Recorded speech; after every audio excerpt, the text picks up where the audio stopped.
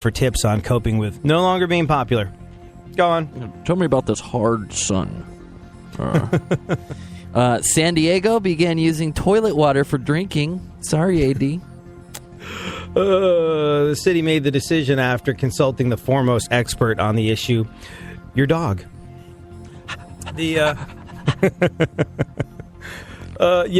Unrelated to this, you know how you're not supposed to go grocery shopping when you're hungry because you'll buy the store? Mm-hmm. You shouldn't also, for some reason, I think it's just like the tail end of this bug. I felt like crazy dehydrated last night and, didn't really have stuff in the house to drink that I was that interested in. Like, had some stuff, but for whatever reason, everything just that I knew I had in the cupboard or in the fridge on the way home, it just didn't seem like it would get to the core of my thirst. So I stopped at the grocery store on the way home and basically spent $50 on bubbly water and iced tea. It was really weird. I was just like, I got up and checked that, and I really definitely wanted to drink every single thing that I bought. I'm like, oh, this iced tea will be so refreshing. Oh, this mango tangerine flavored bubbly water with no calories in it will be just the thing that will slake my almighty thirst. And then, like, after I checked out, I was like, I spent $50 on what? Only because I drank one while walking around the store. So imagine that. By the time I got to checkout, not thirsty. It was a mistake. Go on. That was a poor financial decision to make this early in the year. I'm going to spend $50 on bubbly water. What the hell was I thinking? Well, I mean, if my city was using toilet water for drinking, I would do the same thing. I mean, you didn't know that. Maybe you knew that, subconsciously. Yeah, I don't know. Yeah, I don't know. Did you drink tap water? Sometimes, yeah. Yeah. Weirdly enough, the only place where I've ever felt comfortable drinking tap water that I've lived has been, like, in Houston. Like, you can just see it. It's not clear when it comes out of the tap. There's stuff in it. It's like, and it's not brown or anything like that. I think it's very hard water in Texas.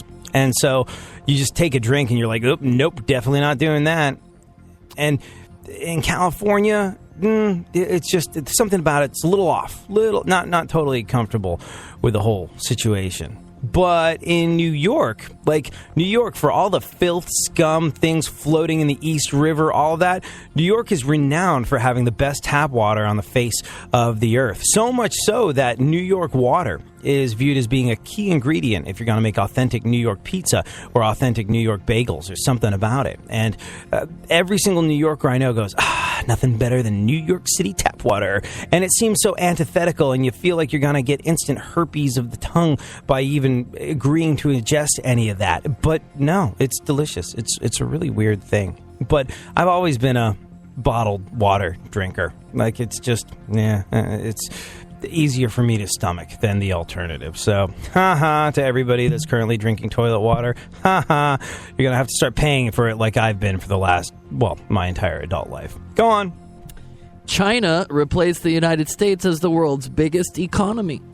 Mm-hmm. President Obama has a plan that is guaranteed to return America to the top, though, in 2 years, leaving. One more piece of news, Funkhauser. White Castle announced they're going to start selling veggie burgers. Finally, replied no one who's ever eaten out of White Castle before.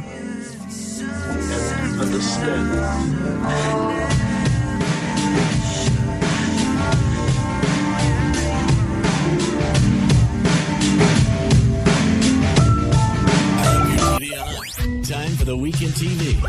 On Tuesday, Marvel's Agents of S.H.I.E.L.D. gets a spin-off / prequel with Marvel's Agent Carter. In 1946, Peggy Carter balances her work for the SSR while helping the men who will become Iron Man. Haley Atwell and Dominic Cooper star, and it premieres Tuesday at 8/7 Central on ABC before moving to 9/8 Central the following week. Also on Tuesday, Courtney Cox and her Friends with Beverages return for a 6th and final season of Cougar Town. Tuesday at 10/9 Central on TBS. Wednesday night, American Idol kicks off the audition rounds for its 14th season with returning judges Keith Urban, Harry Connick Jr., and Jennifer Lopez, followed by the debut of Empire, a musical drama that takes place in the world of hip-hop, starring Terrence Howard and Taraji P. Henson. It all starts Wednesday at 8/7 Central on Fox. Also on Wednesday, the season of statuettes continues with the 41st Annual People's Choice Awards, hosted by Anna Faris and Allison Janney. See the show live at 9/8 Central on CBS. And that's your Weekend TV on iHeartRadio. iHeartRadio goes one-on-one with Mike Rutherford to discuss that even though there were generational difficulties, his father was always quite supportive. You know, you've got to understand, I'm sure it's the same over here, but in the UK, in England, you know, that generational change from my father's era to my era, you know, he was the English Empire days, 2 world wars. It was hard to communicate. There was a big divide between us. It's just, there was no dialogue really. You couldn't discuss things because there was no sort of platform to share conversations on. But no, he was supportive, and in a way, you know, given that he hadn't got a clue what I was doing, you know, what parent did in those days, you know, music, long hair and a guitar, he was given that. He was very supportive. Keep listening to iHeartRadio for more Mike Rutherford and all your favorite artists. Delivering fascinating subjects, interesting talk, and boobs and fart jokes. AD on iHeartRadio. Yeah, oh, let's go. Talking that mess, better act like you know. Oh, let's go tonight. Walk away, punk, yeah, bitch. That's right, I know this. You're nothing but a punk, bitch. You're nothing but a punk, bitch. So walk away, yeah. It's a sad day. A day where we have to acknowledge the fact that us being an overly litigious society is killing a great American winter tradition. Sledding illegal? Yeah, quite possibly. Also, LGBT outreach.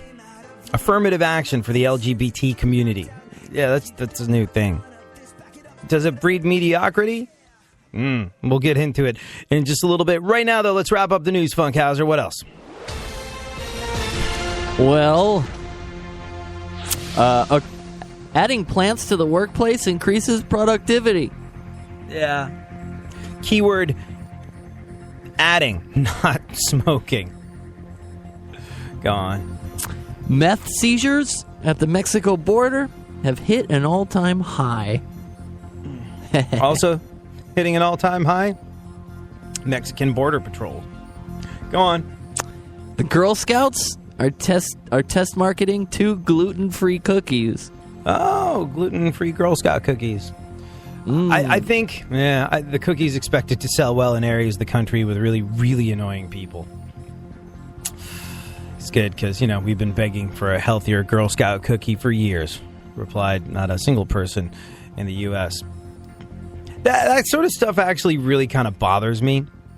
You know, when you have these things that are obviously a transgression in terms of your personal health and safety and fitness, and Girl Scout cookies fall completely into that category. Don't ruin the indulgence for us. Don't make a subpar, weird tasting Thin Mint. Just allow us to have what we want to have, and then wallow in self-pity and self-hatred for a little while before we eventually do get on the treadmill. That's how things like Girl Scout cookies should go.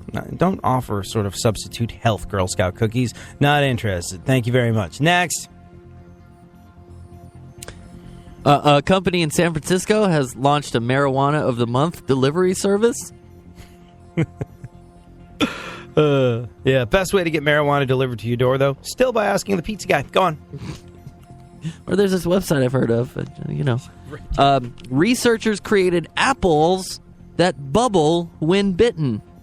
Huh? Bubble when bitten. Bubbles come out of the... Wait, hold on. Apples with bubbles.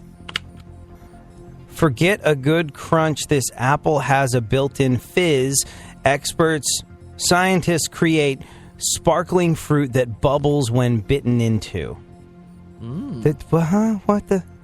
Oh, well. So, remember, If we all die from Ebola because there's no vaccine, it wasn't because scientists weren't busy doing something incredibly important. Yay. Bubbly fruit. Isn't that how Snow White died? Right. Yeah, I think it was. Bubbly fruit. Sounds like going to a very gregarious party in a certain neighborhood in West Hollywood.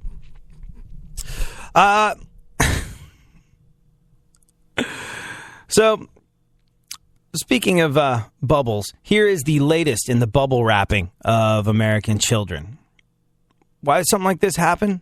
It's because we live in an increasingly litigious society where there's huge money to be made off of frivolous lawsuits. More and more cities have started to ban sledding because they think it's too dangerous for kids. Sledding. Long, interminable winter. Nothing to look forward to. After Christmas and New Year's, you're just left with the remnants of winter, the short days, the long nights, the depression, the gray sludge lining the streets, that snow that's been there for a couple of months that's filthy and dirty and it's worst. So, let's just take away one of the things that helps us get through that trying time of the year, shall we? Let's take away fun. Let's take away sledding. The latest city to ban sledding is Dubuque, Iowa. City officials said, "We have all kinds of parks with hills. We can't manage the risk." About 20,000 children go to emergency rooms every year for sledding injuries, but that's not necessarily the biggest concern for the cities. They don't really care about the safety and well-being of your kids. They care about getting sued after your kid's injury. If you were just like, hey, it's my kid, I'm going to let them do what they want. Here's a waiver I'm going to sign to say that I won't be coming after the city, they'd let you have the kid sled as much as you wanted them to. But that's not a thing. That's not happening. They can't be bothered to organize that. So they're just banning fun. They're putting a moratorium on enjoying yourself. They're banning sledding because they're more worried about getting sued after your kid's injury. In the past decade, Omaha, Nebraska paid $2 million after a girl was paralyzed when she was sledding and hit a tree. And in Sioux City, Iowa, they paid $2.75 million after a grown man was sledding, hit a sign, and injured his spinal cord. If you're worried about your kid sledding and your closest park hasn't banned it, wearing a helmet can help prevent injuries. And also sledding down a hill that isn't covered in trees, probably a good idea too. $2.75 million after a grown man capable of making his own decisions was sledding. He hit a sign. He injured his spinal cord. Horrifically awful thing to happen to anybody. But he's a grown man making his own decisions. It's only because we live in this incredibly litigious society where ambulance chasers are able to commission lawsuits, which, by the way, is not unique to America, but it's something that's illegal in a lot of other countries. And that's why, that's why you get governments and local governments imposing a moratorium on fun, is because America is a country where it's legal for a lawyer to commission a lawsuit. It's not that way in England. When I was growing up over there and the band was playing lots of shows, it was interesting because our shows were nuts. People would stage dive, people would crowd surf. Sometimes we'd stage dive and crowd surf. Sometimes you couldn't help stage diving or crowd surfing. Someone would grab your leg, yank you into the audience, and pass you around before depositing you back on stage. And it was all sorts of good times. The bouncers there helped people stage dive safely. They're like, ooh, no boots, don't go feet first, fall gently. And they would call people out for being overly rough because they like to create an environment that was going to be a ton of fun, not only for guys, but also for girls. I noticed that was one thing that happened when my band came to America for the first time and we started playing American audiences. And I did notice that none of the mosh pits included girls. And in England and in Europe, they do. Tons of girls. Because they feel safe. It's sort of a happier type of situation. And one of the things that's happier about it is that a bouncer is not going to toss you out of the show for doing it. But we come to America, and when it's time to get insurance for the band, when we as a touring entity needed insurance to stay on the road, we needed to sign legal documents saying that we did not encourage or approve of stage diving, moshing, or crowd surfing at our shows. And I remember the people at the insurance company were like, yeah, we heard about you. We've actually seen video footage. You can't do that stuff in America. I was like, well, why not? And they're like, well, because you'll get sued. And then we'll have to pay. We're the insurance company. And that's, no, not, you can't do that. So you have to sign this thing saying you're not going to do that. And I was like, all right, no, fine. I was like, how come I was able to do this in England and nobody cared? They're like, oh, well, in England, it's not legal for lawyers to commission lawsuits. So as a result, we're a much more litigious society. You don't really get ambulance chasers in England. And therefore, you don't get the moratorium placed on